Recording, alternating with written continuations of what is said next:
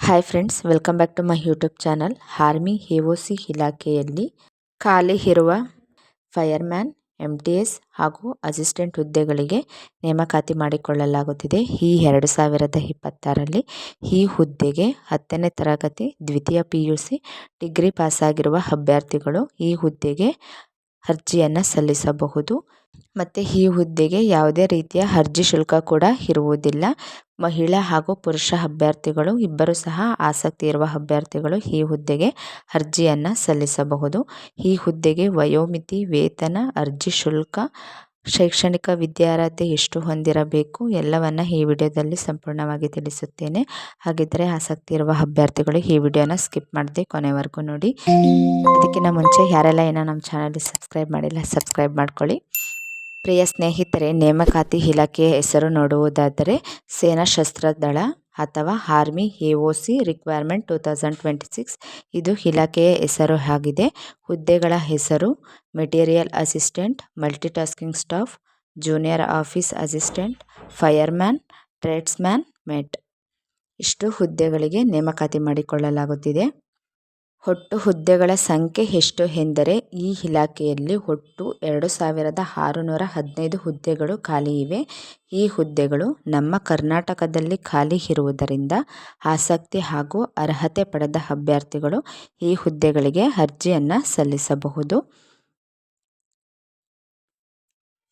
Next, ಉದ್ಯೋಗದ ಸ್ಥಳ ಎಲ್ಲಿ ಎಂದರೆ ಆಲ್ ಇಂಡಿಯಾದಲ್ಲಿ ಕಾರ್ಯನಿರ್ವಹಿಸಬೇಕಾಗುತ್ತದೆ. ಈ ಹುದ್ದೆಗೆ ವೇತನ ಶ್ರೇಣಿ ಎಷ್ಟಿರುತ್ತದೆ ಎಂದರೆ ತಿಂಗಳಿಗೆ ಅನುಸಾರ 18,000ದಿಂದ 92,300ರವರೆಗೆ ವೇತನವನ್ನು ನೀಡಲಾಗುತ್ತದೆ. ಈ ಹುದ್ದೆಗೆ ಶೈಕ್ಷಣಿಕ ವಿದ್ಯಾರ್ಹತೆ ಎಷ್ಟು ಹೊಂದಿರಬೇಕು ಎಂದರೆ ಹುದ್ದೆಗಳಿಗೆ ಅನುಗುಣವಾಗಿ 10ನೇ ತರಗತಿ ದ್ವಿತೀಯ PUC ಡಿಗ್ರಿ ಶೈಕ್ಷಣಿಕ ಅರ್ಹತೆ ಪಡೆದವರು ಈ ಹುದ್ದೆಗೆ ಅರ್ಜಿಯನ್ನು ಸಲ್ಲಿಸಬಹುದು. ನೆಕ್ಸ್ಟು, ಈ ಹುದ್ದೆಗೆ ವಯೋಮಿತಿ ಎಷ್ಟು ಹೊಂದಿರಬೇಕು ಎಂದರೆ 18ರಿಂದ 35 ವರ್ಷದ ಒಳಗಡೆ ವಯೋಮಿತಿಯನ್ನು ಹೊಂದಿರಬೇಕಾಗುತ್ತದೆ. ಈ ಹುದ್ದೆಗೆ ವಯೋಮಿತಿ ಸಡಿಲಿಕೆ ಕೂಡ ಇರುತ್ತದೆ. ಅರ್ಜಿ ಶುಲ್ಕ ಎಷ್ಟಿರುತ್ತದೆ ಎಂದರೆ ಸಾಮಾನ್ಯ ವರ್ಗದ ಅಭ್ಯರ್ಥಿಗಳಿಗೆ ಯಾವುದೇ ರೀತಿಯ ಅರ್ಜಿ ಶುಲ್ಕ ಇರುವುದಿಲ್ಲ. 2A, 2B, 3A, 3B ವರ್ಗದ ಅಭ್ಯರ್ಥಿಗಳಿಗೂ ಸಹ ಯಾವುದೇ ರೀತಿಯ ಅರ್ಜಿ ಶುಲ್ಕ ಇರುವುದಿಲ್ಲ. ಪರಿಶಿಷ್ಟ ಜಾತಿ ಹಾಗೂ ಪಂಗಡ ಅಭ್ಯರ್ಥಿಗಳಿಗೆ ಮತ್ತು ಅಂಗವಿಕಲ ಅಭ್ಯರ್ಥಿಗಳಿಗೂ ಸಹ ಯಾವುದೇ ರೀತಿಯ ಅರ್ಜಿ ಶುಲ್ಕ ಇರುವುದಿಲ್ಲ.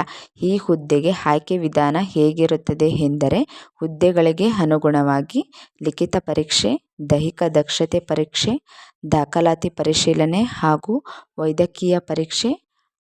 ಜೂನಿಯರ್ ಆಫೀಸರ್ ಅಸಿಸ್ಟೆಂಟ್ ಹುದ್ದೆಗೆ ಮಾತ್ರ ಟೈಪಿಂಗ್ ಪರೀಕ್ಷೆಯ ಆಧಾರದ ಮೇಲೆ ಅಭ್ಯರ್ಥಿಗಳನ್ನು ಆಯ್ಕೆ ಮಾಡಿಕೊಳ್ಳಲಾಗುತ್ತಿದೆ.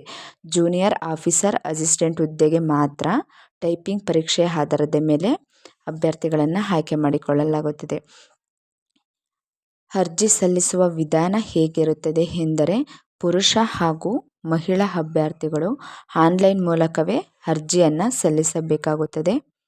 ಈ ಹುದ್ದೆಗೆ ಅರ್ಜಿ ಸಲ್ಲಿಸಲು ಕೊನೆಯ ದಿನಾಂಕ 23/9/2026. ಈ ಹುದ್ದೆಗೆ ಅರ್ಜಿ ಸಲ್ಲಿಸಲು ಅಪ್ಲೈ ಮಾಡಲು ಕೊನೆಯ ದಿನಾಂಕವಾಗಿದೆ.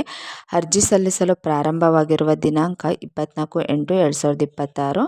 ಈ ಹುದ್ದೆಗೆ ಅರ್ಜಿ ಸಲ್ಲಿಸಲು ಪ್ರಾರಂಭವಾಗಿರುವ ದಿನಾಂಕವಾಗಿದೆ. ಪ್ರಿಯ ಸ್ನೇಹಿತರೆ, ಇನ್ನು ಹೆಚ್ಚಿನ ಮಾಹಿತಿಯನ್ನು ತಿಳಿದುಕೊಳ್ಳಲು ಇಂಪಾರ್ಟೆಂಟ್ ಲಿಂಕ್ಸ್ ಕೂಡ ಇದರಲ್ಲಿ ಕೊಟ್ಟಿರ್ತಾರೆ. ಇಲ್ಲಿ ಅಪ್ಲೈ ಲಿಂಕ್, ನೋಟಿಫಿಕೇಷನ್ ಲಿಂಕ್ ಎಲ್ಲ ಸಹ ಕೊಟ್ಟಿರ್ತಾರೆ. ನೀವು ನೋಟಿಫಿಕೇಷನ್ ಲಿಂಕ್ ಮೇಲೆ ಕ್ಲಿಕ್ ಮಾಡಿಕೊಂಡ್ರೆ ಕೆಲವೊಂದು ಪೇಜಸ್ ಓಪನ್ ಆಗುತ್ತೆ. ಅದನ್ನು ನೀವು ಸಂಪೂರ್ಣವಾಗಿ ಓದಿಕೊಂಡರೆ ಇನ್ನು ಹೆಚ್ಚಿನ ಮಾಹಿತಿಯನ್ನು ನೀವು ತಿಳಿದುಕೊಳ್ಬೋದು. ನೋಡಿದ್ರಲ್ಲ ಸ್ನೇಹಿತರೆ, ಈ ವಿಡಿಯೋ ನಿಮಗೆ ಇಷ್ಟವಾಗಿದ್ದರೆ ಲೈಕ್ ಮಾಡಿ. ಈ ಒಂದು ವಿಡಿಯೋದಿಂದ ಒಬ್ಬರಿಗೆ ಹೆಲ್ಪ್ ಆದರೂ ಸಹ ನನಗೆ ತುಂಬಾ ಖುಷಿಯಾಗುತ್ತೆ. ಸೊ ಆದ್ದರಿಂದ ಹೆಚ್ಚಿನ ಸಂಖ್ಯೆಯಲ್ಲಿ ಈ ವಿಡಿಯೋನ ಶೇರ್ ಮಾಡಿ. ಓಕೆ ಫ್ರೆಂಡ್ಸ್, ನೆಕ್ಸ್ಟ್ ವಿಡಿಯೋದಲ್ಲಿ ಸಿಗ್ತೇನೆ. ನಿಮ್ಮ ಬೆಂಬಲವೇ ನಮ್ಮ ಶಕ್ತಿ. ಸೊ ಆದ್ದರಿಂದ ಡೈಲಿ ಜಾಬ್ ಅಪ್ಡೇಟ್ಸ್ ವಿಡಿಯೋಗಳಿಗಾಗಿ ನಮ್ಮ ಚಾನಲ್ನನ್ನು ಸಬ್ಸ್ಕ್ರೈಬ್ ಮಾಡ್ಕೊಳ್ಳಿ. ಧನ್ಯವಾದಗಳು.